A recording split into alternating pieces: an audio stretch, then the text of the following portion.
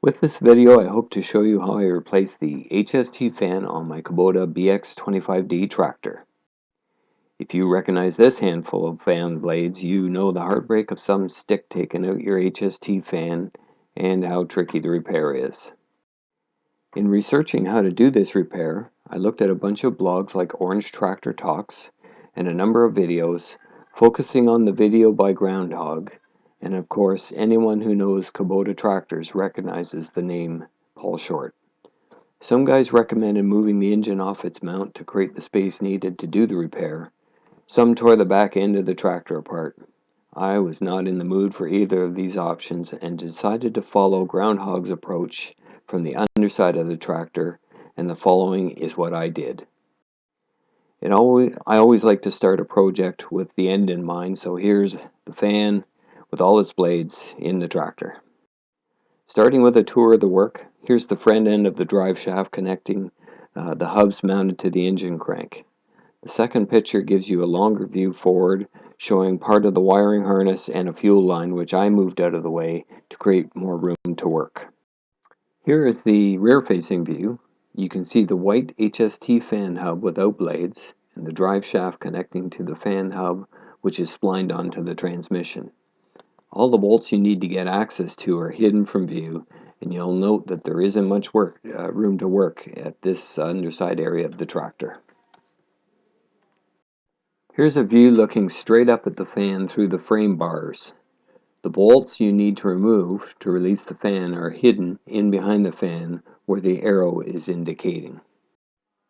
Okay, we get started at the front by removing 3 bolts from the CV hub on the drive shaft. You can rotate the shaft by using a pry bar to get at the 3rd bolt.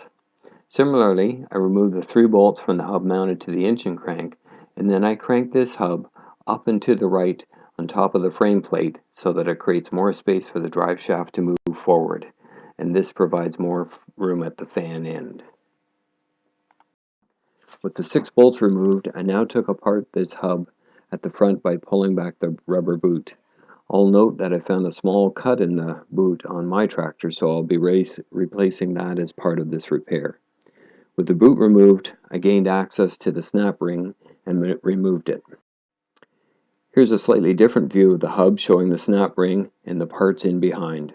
Remember, you're working overhead, and this joint is spring-loaded with 4 ball bearings which may fall out and roll away, so I used a magnet to pluck them out of their greasy seats. Each of the bearings has a small ring damper that may or may not come out with the ball bearing, so you'll need to keep an eye out for them as well. Here's a close-up of the snap ring on the end of the shaft, and while I'm not sure it's the correct term, that's what I'm going to call it. I gently pried this ring off with a slot screwdriver and slipped the joint off the end of the shaft. With this hub now completely disassembled, I tucked it up into the frame to the left to provide room for the shaft to move forward.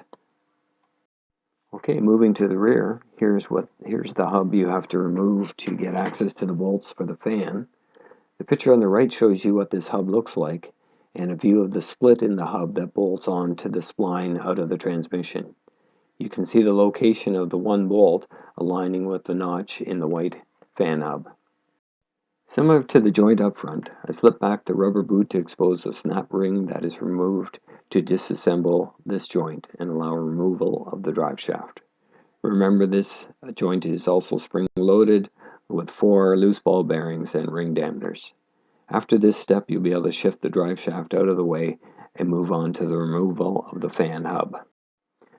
The picture on the left helps you visualize the alignment of the bolt, the notch in the white fan hub, and when you rotate that notch to align with the 8 o'clock position on the transmission face, you'll see a gap in the cooling fins. Looking at the picture on the right now, you can see through the cooling fin gap and the fan notch to the bolt on the fan hub. You can also see the bolt in the transmission that must be removed first to gain access to the hub bolt. Going after this bolt on the transmission at the 8 o'clock position, I couldn't get a socket on it and knew once the new fan went in, there would be even less room and access to use sockets, so I used a wrench. This bolt was painted in and probably torqued, so I extended my wrench out into the fender wheel area to get enough leverage to get the first partial turn on the bolt.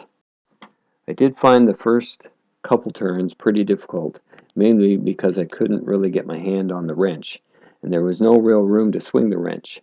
So I eventually cut an inch off the wrench I was using to match the space and used a piece of cord to extend my grip and give me the leverage I needed. After a couple turns this way, it turned out quite easily. As it turns out, I don't have a picture of me putting a socket on the fan hub bolt, but I know you'll get the idea from these two pictures. The one on the right is the hub itself, and on the left is the face of the transmission showing the spline shaft, the 8 o'clock gap in the cooling fins, and the transmission bolt I removed. With the hub out, I was able to quickly replace the fan. All this for a $10 part. The next step is to get the fan back into position and the hub back onto the spline shaft out of the transmission. It's a bit tight, but fortunately the fan blades flex enough to get by the various lines, linkages, and frame parts, so this step went pretty well. With the fan back in, it's time to fit the bolt for the split fan hub.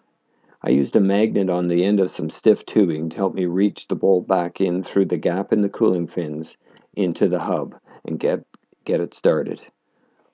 Then I finished it off with a socket and an extension. With that bolt snugged up into place, I replaced the transmission bolt and snugged it up with a wrench.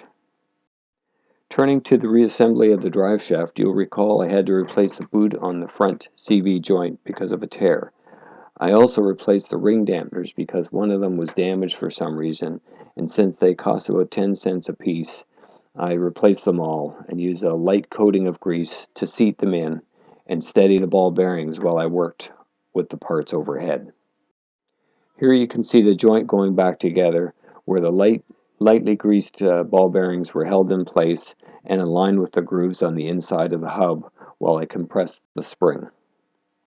To make it a bit easier to get the snap ring into the rear CV joint, I placed the shim between the drive shaft and the end of the engine crank to compress the spring in the rear joint.